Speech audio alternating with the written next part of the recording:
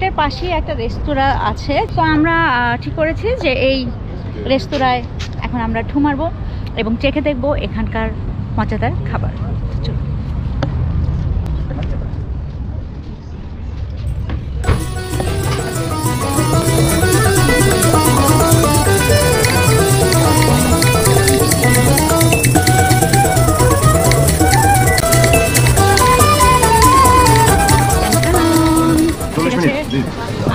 সুস্বাদু খাবার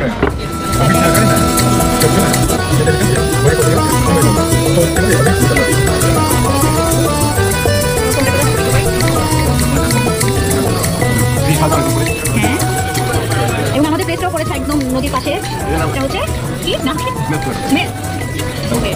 এখানে নানা রকমের দেখলেনি তো আইটেম আছে। আমরা সবাই মিলে 4 জন খাওয়ার জন্য একদম এনাফ মেড প্লেজার। এটা অর্ডার দিয়েছি নানা রকম।